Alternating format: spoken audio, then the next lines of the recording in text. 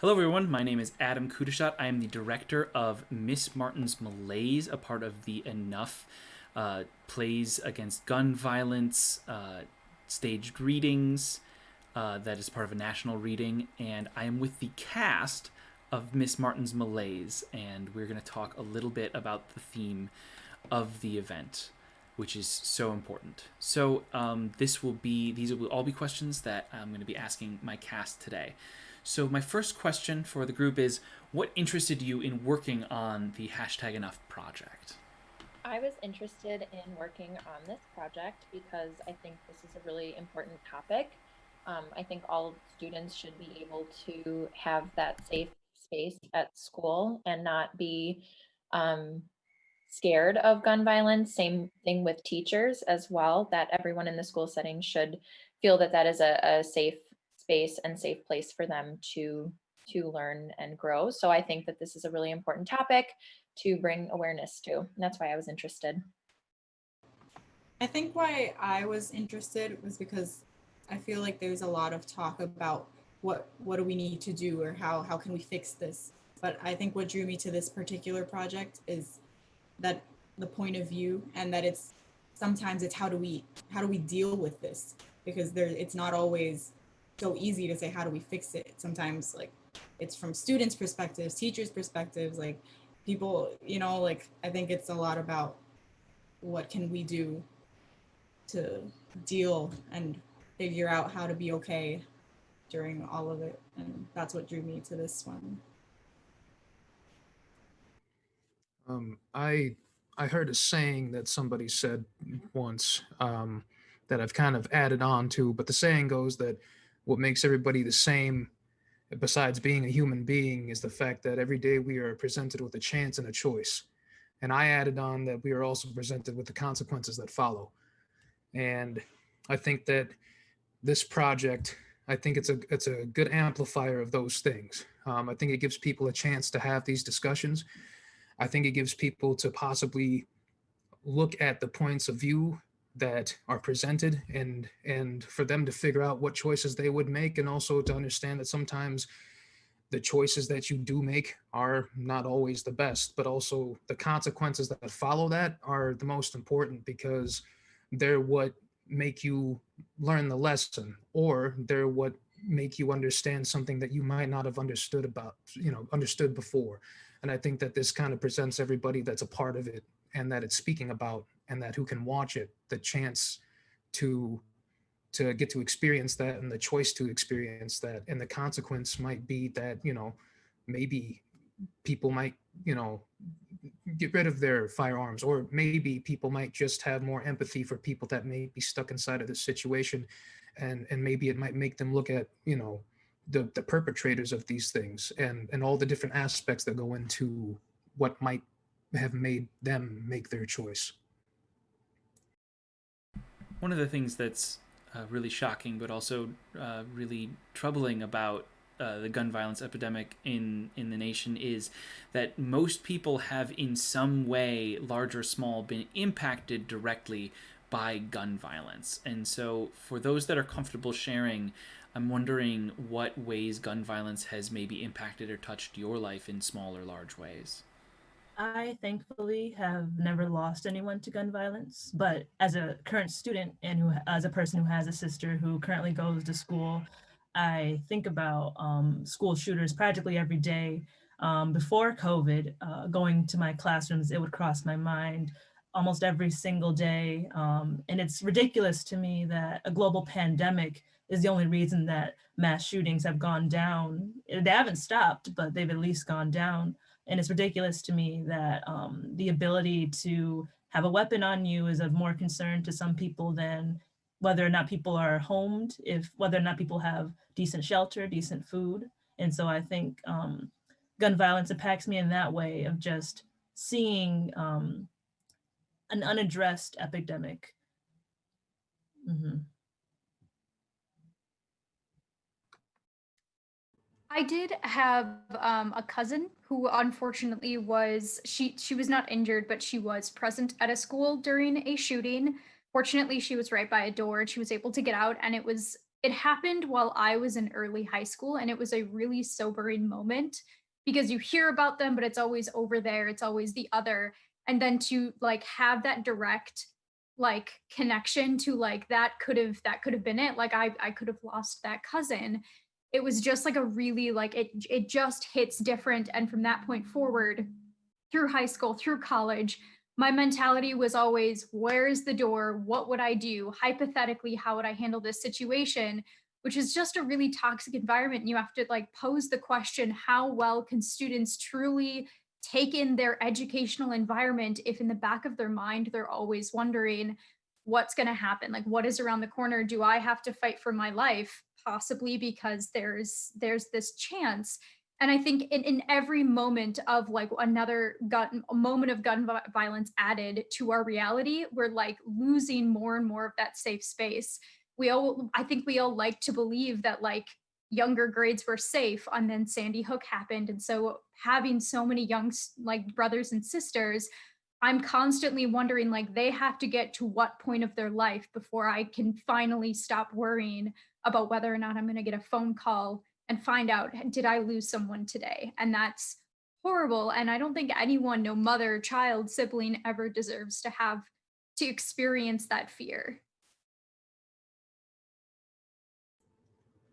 Um, my, I always go to my brother because I've learned a lot from him. But the duality of our lives is something that has taught me a great deal as well.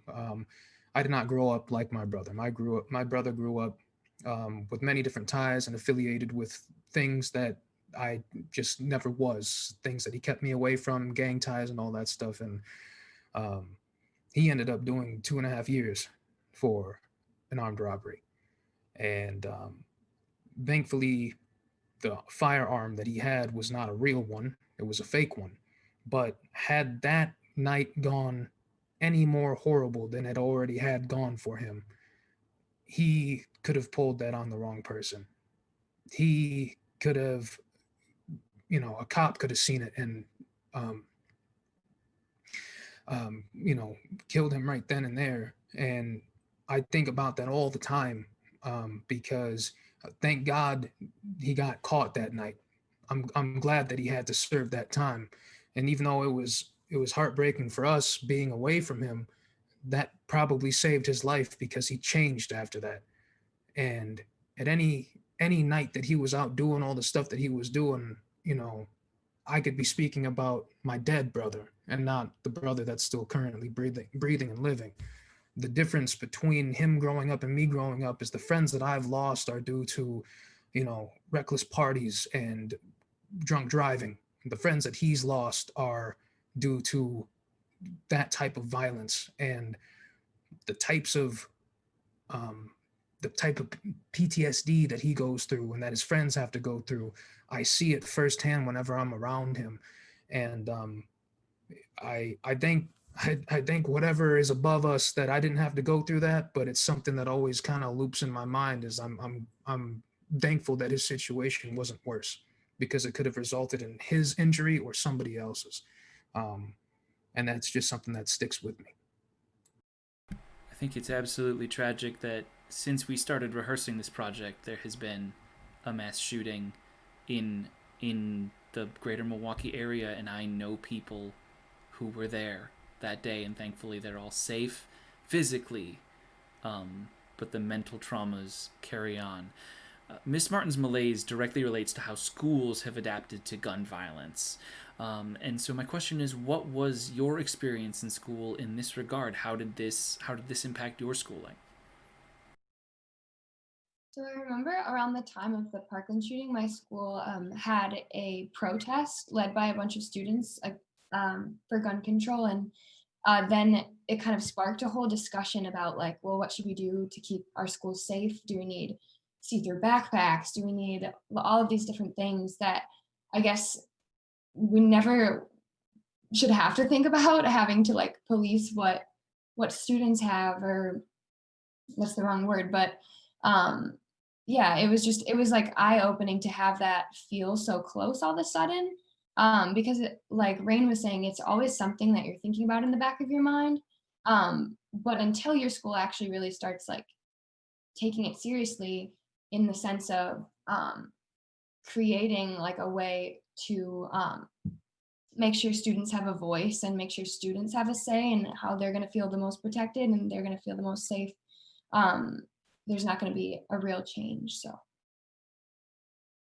One of the crazy things I found out recently was when my high school went under like a kind of revision, they literally redesigned the school for an intruder alert. Like there is no one can go more than 20 feet without there being doors. And there were several teachers who would like break down the drills. And when we would have actor shooter drills, they would explain like, hey, I know when these are planned. And the reality is, like, I know we're supposed to do this, but I also recognize that my classroom's not safe and there's a door right there.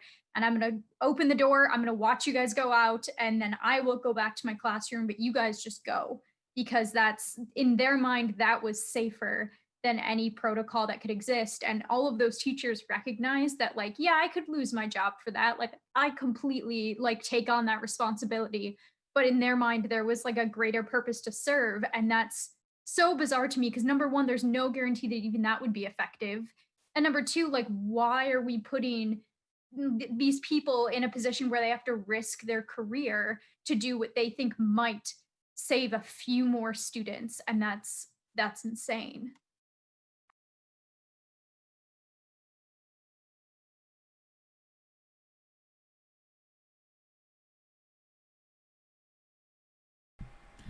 What should people be looking for when they're watching the hashtag enough play readings?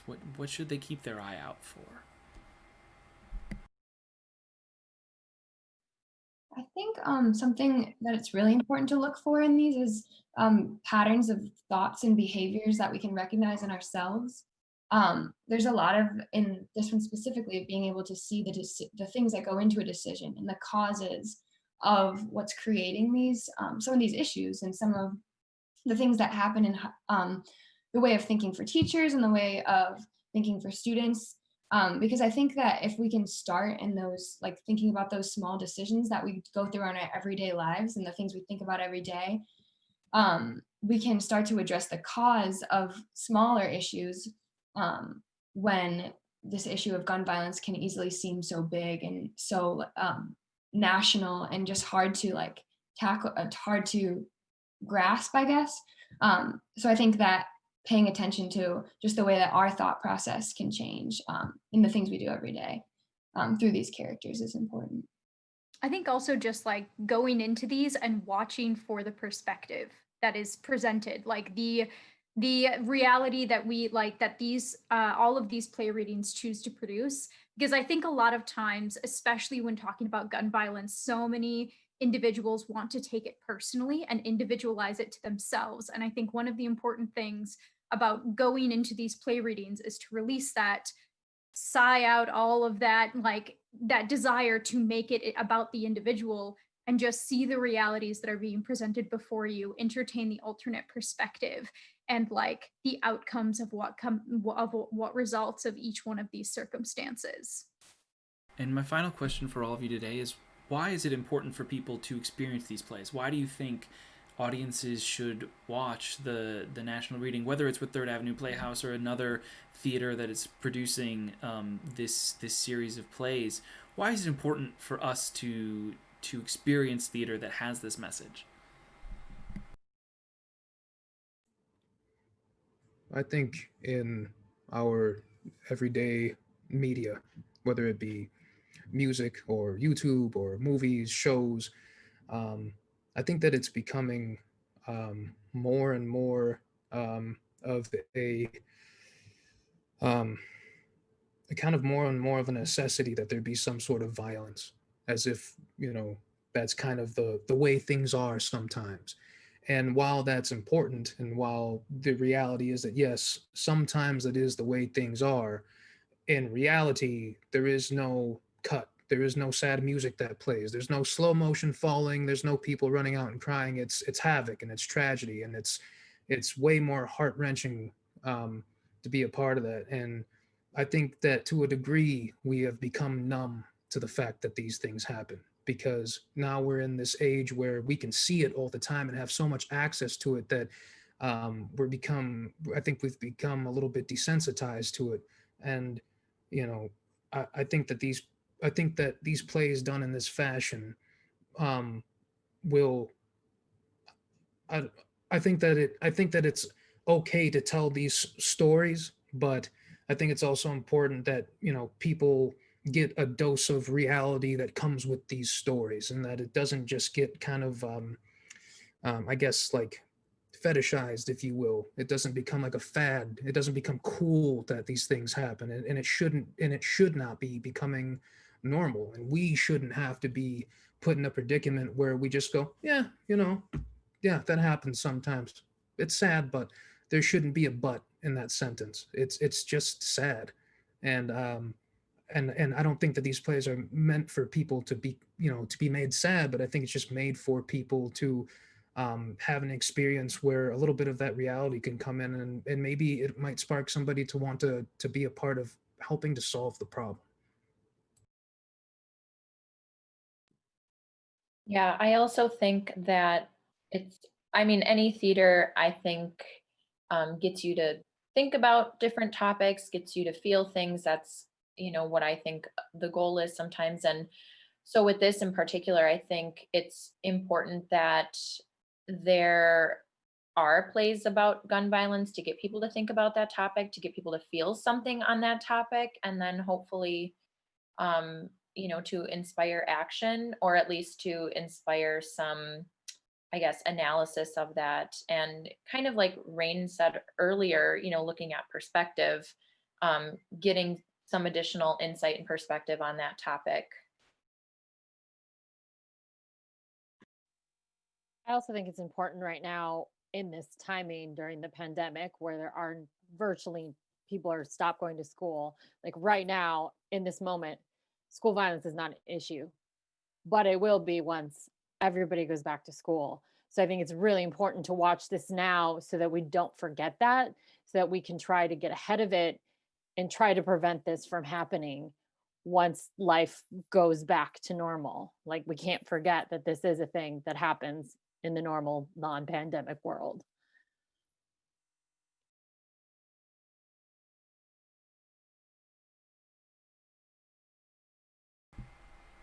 Thank you, everybody, so much for your thoughts.